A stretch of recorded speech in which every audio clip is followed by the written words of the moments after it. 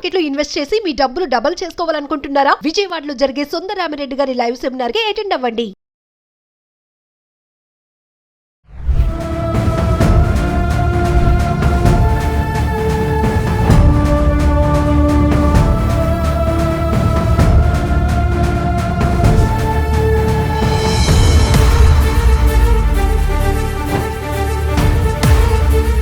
Hello viewers, welcome to Suman TV.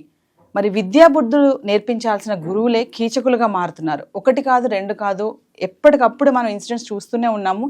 మరి teachers ఎందుకు mind set ఇలా మారుతుంది? ఇంట్లో చూసుకున్నా, ఎక్కడ చూసుకున్నా కూడా ఆడపిల్లలకి రక్షణ అనేది లేకుండా పోతుంది. అంటే ఫ్యామిలీ మెంబర్స్లోనూ లేదు, అలానే స్కూల్స్కి, కాలేజెస్కి వెళ్తుంటే అక్కడ కూడా లేకుండా పోతుంది. టీచర్స్కి మైండ్ సెట్ ఎందుకు ఇలా డైవర్ట్ అవుతుంది? స్టూడెంట్స్ ఏమైనా డౌట్స్ వచ్చినా వాళ్ళతో షేర్ చేసుకోవాలనుకుంటారు. ఇలాంటి సమయంలో వాళ్ళ యొక్క మనసు కానీ, వాళ్ళ యొక్క ఆలోచన విధానం కానీ ఎందుకు డైవర్ట్ అవుతుంది? వాళ్ళపైన వీళ్ళు లైంగిక దాడి చేయడానికి కొన్ని కారణాలు ఎందుకు ఏర్పడుతున్నాయి? వీటన్నిటిపైన మాట్లాడడానికి మనతో పాటు ఈరోజు ఉన్నారు విష్ణు గాడే, సైకియాట్రిస్ట్. సార్తో మాట్లాడదాం. నమస్తే అండి. నమస్కారం అండి. How are you Naveena? Good sir. Vishnu గారు, మరి చూసుకుంటే తమిళనాడు ఇన్సిడెంట్, ముగ్గురు టీచర్స్ కలిసి మైనర్ గర్ల్ పైన అటెంప్ట్ చేశారు. సో ఎందుకంటే టీచర్స్ మైండ్ సెట్ ఇది ఒకటే కాదు, మనం ప్రీవియస్ కూడా చాలానే చూసుకున్నాము. టీచర్ స్టూడెంట్ పైన ఇలాంటి లైంగిక దాడి చేయడం అనేది అసలు మైండ్ సెట్ అనేది ఎందుకు చేంజ్ అవుతుంది? సో ఆ పాప కూడా ఇప్పుడు ప్రెగ్నెంట్, 1 month నుంచి స్కూల్కి రావట్లేదు అని పేరెంట్స్ని అడిగినప్పుడు పేరెంట్స్ చెప్పింది ఏంటంటే, మా అమ్మాయి ఇలా ప్రెగ్నెంట్ అయిందండి, అబార్షన్ కోసం తీసుకెళ్తున్నామని చెప్పారు. తమిళనాడులో జరిగిన ఇన్సిడెంట్, ముగ్గురు టీచర్స్. సో వై, ఎందుకు ఈ కాజెస్ ఎందుకు జరుగుతుంది అంటే వాళ్ళ మైండ్ సెట్ గురించి ఒకసారి అండి. ఫస్ట్ నవీన గారు, వాట్ హ్యాపెండ్ చాలా సాడ్ ఈవెంట్, ఇది జరగకూడదు. కానీ మీరు కూడా తెలుసు, చాలా వింటున్నాం మనం న్యూస్ అండ్ మీడియాలో ఇలా జరుగుతున్నాయి. And yes, school girls and minor గర్ల్స్కి టార్గెట్ చేస్తున్నారు చాలామంది. సో మనం ఎలా చూస్తామంటే, first of all we call them as offenders. It can be child offenders or sexual molesters, all names. So the point ఏంటంటే, ఇప్పుడు వాళ్ళ మైండ్ సెట్, మీరు అడిగిన గుడ్ క్వశ్చన్ ఏంటంటే, అండి చాలామంది కొన్ని యాక్ట్స్ ఇంపల్సివిటీలో చేయొచ్చు, చాలామంది ప్లాన్డ్గా చేయొచ్చు, or they might have this craving, ఒక ఫ్యాంటసీ, సెక్షువల్ ఫ్యాంటసీస్. అది చైల్డ్ మీద కూడా ఉండొచ్చు, or any other opposite sex person మీద కూడా ఉండొచ్చు. అండ్ వెన్ ఇట్ హ్యాపెన్స్, వాళ్ళకు ఒక థ్రిల్ వస్తుంది, ఒక అడ్రినల్ రష్. ఇది చేస్తే ఎలా ఉంటుంది? స్టార్టింగ్లో వాళ్ళకి భయం ఉంటుంది, అండ్ దెన్ వాళ్ళు చేసినాక మేబీ ఎస్కేప్ అయిపోతే ఫస్ట్ టైం, సెకండ్ టైం అదొక థ్రిల్ లాగా అయిపోతుంది. It might be even an addiction అని చెప్పొచ్చు. అండ్ ఆ హై, ఆ కిక్కి ఎంజాయ్ చేయడానికి the keep repeating it. So దాన్ని మనం రిపీట్ ఒఫెండర్స్ అంటాము. సో చూస్తుంటే సైకలాజికల్గా, ఫస్ట్ ఆఫ్ ఆల్ మనం వాళ్ళ పర్సనాలిటీలు చూడాలి. వాళ్ళు చిన్నప్పటి నుంచి ఎలా పెరిగినరేమో, వాళ్ళకేమన్నా, వాళ్ళు కూడా might have been target of this sexual offences. వాళ్ళ family members, close relative, friends and వాళ్ళ స్కూల్లోనే ఇలా జరిగిందేమో, అదొక ఇంప్రెషన్ పడిపోతుంది చిన్నప్పుడే వాళ్ళ సైకి మీద. అండ్ దెన్ అది లేకపోవచ్చు కూడా. అండ్ లేనప్పుడు we have to see some other traits which are personality disorders అండి. సైకోపాథిక్ ట్రేట్స్ అంటాం, సోషియోపాథిక్ ట్రేట్స్. ఇంకొక సైకోపెథాలజీలో బైపోలార్ డిసార్డర్, దాంట్లో వీ హ్యావ్ హైపోమేనియా, మేనియా. దాంట్లో ఈ hyper sexual feelings and emotions చాలా పెరిగిపోతుంది. వీ హ్యావ్, వాళ్ళకి అర్జ్ ఎంత ఉంటుందంటే they cannot control. And then ఇప్పుడు ఈ ఇన్సిడెంట్ తీసుకోండి, చాలా మంది ఒఫెండర్స్ సింగిల్గా చేస్తారు because it is more safe.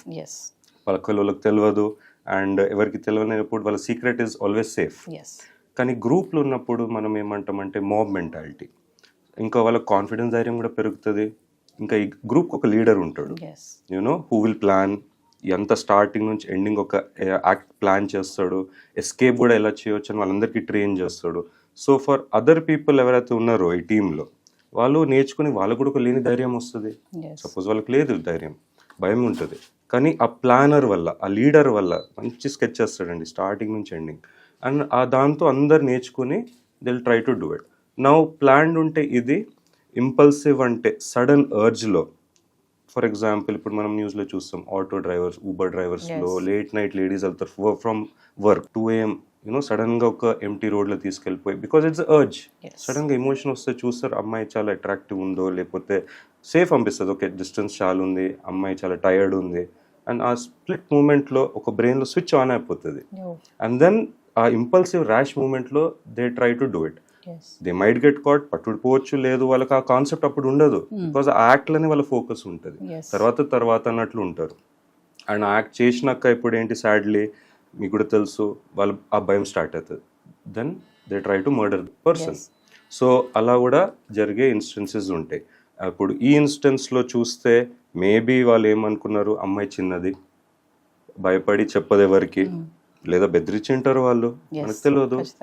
చాలా మంది వీడియో రికార్డింగ్స్ తీసుకుంటారు, యాక్ట్ది ఫొటోస్ తీసుకుంటారు, బ్లాక్మెయిల్ చేస్తారు. మీ అమ్మ నాన్నకు చెప్తాము, మీ ఊర్లో అందరికి తెలిసిపోతుంది, నీ లైఫ్ డిస్ట్రాయ్ నాశనం అయిపోతుంది అని చెప్తారు. అండ్ ఆ టెన్షన్లో పాపం అమ్మాయి ఇప్పుడు మన స్టోరీలో Tamil Nadu 13 year old. And I think I don't know పాపం వాళ్ళ ఫ్యామిలీ కూడా మేబీ ఫ్రమ్ మిడిల్ క్లాస్ లో middle class uneducated family or not. So ఆ భయంతో వాళ్ళు కూడా చెప్పరు. అండ్ దెన్ ఆ అడ్వాంటేజ్ తీసుకుంటారు. And then it's is my opinion, వాళ్ళు వదిలేసి ఉంటారు ఇట్లా బెదిరించి. సో ఇంకా ఇన్వెస్టిగేషన్ తెలిస్తే పోలీస్ డిపార్ట్మెంట్ నుంచి మనకి డీటెయిల్స్ ఎక్కువ తెలిస్తే బయటికి, కానీ నార్మల్గా సినారియోలు ఎలా చేస్తారు, when the victim is left there is always a blackmail angle అండి. అది స్టూడెంట్ కూడా ఇప్పుడు అండర్ ట్రీట్మెంట్లో ఉందంట, అంటే సైకలాజికల్గా మీరు చెప్తున్నట్టుగానే ఇప్పుడు పాపకు కూడా కౌన్సిలింగ్ కానీ ఇవన్నీ ఇవ్వాల్సిన అవసరం ఉంటుందంటారా? మరి మెంటల్ తను ఎలా డిస్టర్బ్ అయి ఉంటుంది? 100% అండి. ఇప్పుడు child psychiatry or psychiatry adult అయినా ఎవరైనా అఫెక్ట్ అవుతారు. ఇదే ఇన్సిడెంట్స్ రేప్ కన్ మొలెస్టేషన్ ఒక అడల్ట్ ఫీమేల్కైనా it is more painful to any female. It is a very bad act. కానీ చైల్డ్ కాబట్టి ఇంకా చాలా కాన్సిక్వెన్సెస్ ఉంటాయి. ఎలా అంటే లైఫ్ లాంగ్. ఆమె పెద్దగా అయినాక ఎలా ఉంటుంది? సో సింపుల్ ఎగ్జాంపుల్ చెప్పాలంటే స్టార్ట్స్ విత్ వాళ్ళకి భయం, యాంగ్జైటీ, సోషల్ ఫియర్. అందుకే ఈ ఇన్స్టెన్స్లో అమ్మాయి స్కూల్ వెళ్ళడం బంద్ చేసింది అనుకుంటా, 1 month. తర్వాత పేరెంట్స్ కి డౌట్ వస్తుంది 1-2 months సరే అని వదిలేసింటారు, అమ్మాయి బాగాలేదు లేదా ఏదో స్ట్రెస్ ఉందని వదిలేస్తారు. తర్వాత నిజంగా డౌట్ వచ్చి అడిగితే క్వశ్చనింగ్ లో చెప్పింటది అమ్మాయి. ఇప్పుడు మదర్ ఆర్ ఫాదర్ కూడా భయపడి చెప్పలేదేమో. Now there can be 2 angles to this. Teachers involve ఉన్నారా? Is there any higher power involved? Management కానీ, we don't know. Is there any political angle or XYZ? These are all hypothesis. So ఆ భయంతో కూడా parents చెప్పలేదేమో. కానీ beautiful ఏమైందంటే principal madam, the head mistress, she went forth, action self గా తీసుకుంది. 1 month నుంచి రావట్లేదని అబ్జర్వ్ చేసి అడిగారు. సో ఆ ధైర్యం ఇచ్చింది ఫ్యామిలీకి అండ్ గర్ల్ కి. ధైర్యంతో ఇన్ఫర్మేషన్ బయటపడ్డది. దెన్ ద ప్రొసీజర్ ఫాలో అయింది, లీగల్ అండ్ పోలీస్ అదంతా. కానీ ఇప్పుడు ఆ యాంగ్జైటీ వల్ల అమ్మాయి చెప్పలే. నో ఇప్పుడు అందరికీ తెలిసిపోయింది, ఇంటి చుట్టుపక్కల లేకపోతే స్కూల్లో కానీ. ఎస్, అది వెరీ సాడ్. ఇప్పుడు అమ్మాయి chances for going in to depression చాలా ఉంటాయి. బాధ కలగడం, లేకపోతే ఏడవడం, యూనో జనాలతో మాట్లాడకపోవడం, సెల్ఫ్ ఎస్టీమ్ పోతుంది. ఆ ప్రైడ్ ఒక మనిషిలో ఉండేది యూనో పోతుంది. తర్వాత వర్స్ట్ కేస్ సినారియోస్ చాలా మట్టిగా ఇప్పుడు ప్రైడ్ వల్ల లేకపోతే రెప్యుటేషన్ వల్ల చాలా మంది సూసైడ్కి కూడా పాల్తారు. అండ్ అది ఇస్ అ డేంజర్ సిచ్యువేషన్. మనకు suicide is a very you know sad act అండి, కానీ we have to address it.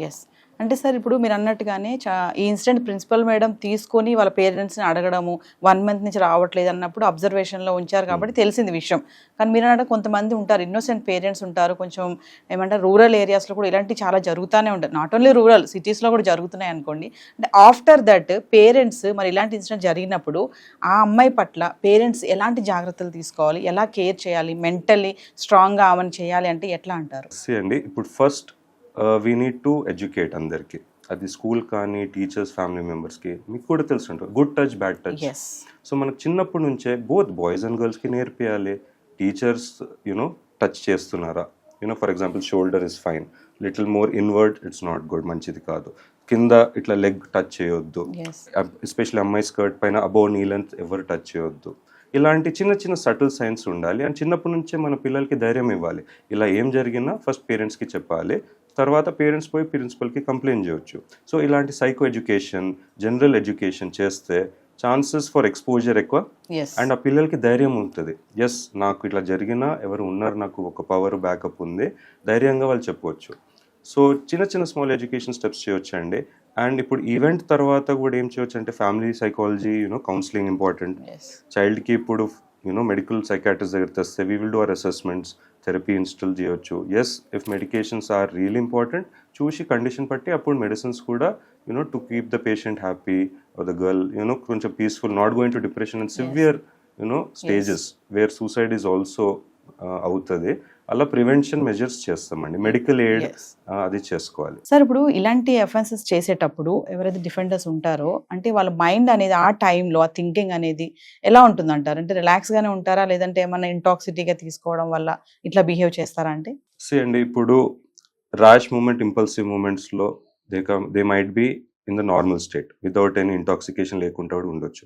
లేదా ప్లాన్డ్ ఈవెంట్స్లో ఉండనుకోండి, ధైర్యం కోసం చాలా కేసెస్లో నేను నోటీస్ చేసిన ఆల్కహాల్ అన్న తీసుకుంటారు, లేదా గంజాయి తీసుకుంటారు స్మోకింగ్తో సహా. అండ్ వాళ్ళు ఈ గర్ల్స్కి విక్టిమ్స్కి వాళ్ళకు కూడా ఫోర్స్గా గంజాయి లేకపోతే ఆల్కహాల్ తాగిపించి ఇంటాక్సికేట్ చేసి డ్రగ్ చేసి స్లీపింగ్ టాబ్లెట్స్తో కూడా they try to molest them or rape them అండి. ఇది కూడా చాలా నోటీస్ చేస్తున్నాం. సార్, యాజ్ అ సైకియాట్రిస్ట్ మీ దగ్గరికి ఇలాంటి కేసెస్ చాలా వస్తూనే ఉంటాయి కదా, అంటే మీరు ఏం చెప్పదలుచుకున్నారు? ఇప్పుడు చాలా ఇన్సిడెంట్స్ చూస్తున్నాం మనము, చెట్టు కట్టేసి కొట్టడము, దేహశుద్ధి చేయడము, నగ్నంగా తిప్పడము, ఆ టీచర్స్ చేస్తున్నారు. ఓకే, రిమాండ్కి పంపిస్తున్నారు, పోక్సో కేసు కింద వేస్తున్నారు వాళ్ళని, బట్ మళ్ళీ బయటకు రావడం జరుగుతుంది, మళ్ళీ వాళ్ళందరిలో తిరుగుతున్నారు. మళ్ళీ అలాంటి ఆలోచనలు రాపోవడానికి అయితే ఛాన్సెస్ లేవు కదా, వస్తాయి. అంటే మీరేమనుకుంటున్నారు, ఇలాంటి వాటిని నివారించాలి అంటే ఏం చేస్తే బాగుంటుంది అని మీ అనలైసిస్లో? అండి, ఇప్పుడు రిపీట్ ఒఫెండర్స్కి టార్గెట్ చేసి ఐడెంటిఫై చేసి వాళ్ళకు కూడా మనం ఇవ్వాలి medical help and psychological therapy. వాళ్ళకు కూడా రిప్రిమాండ్ చేసి జైల్లోనే కాదు, జైల్లో కూడా వీ హ్యావ్ సర్వీసెస్. కొంచెం గవర్నమెంట్ హాస్పిటల్స్ నుంచి సైకాట్రిస్ట్ వెళ్ళి you can do the therapies there, medicines కూడా పెట్టి రిఫర్మేషన్ తేవాలి, వాళ్ళ changing in the behaviour. So అలా కాన్స్టెంట్ ఎఫర్ట్ పెట్టాలి అండ్ మానిటరింగ్ కూడా కావాలి. ఇప్పుడు యూఎస్లో మీరు వినింటారు, అక్కడ కూడా చాలా సీరియస్ ఇది చైల్డ్ సెక్షువల్ ఒఫెండర్స్కి దేర్ సపరేట్ డేటాబేస్ అండి, వేరే వాళ్ళకు ఒక ఐడి నంబర్ లాగా ఉంటుంది.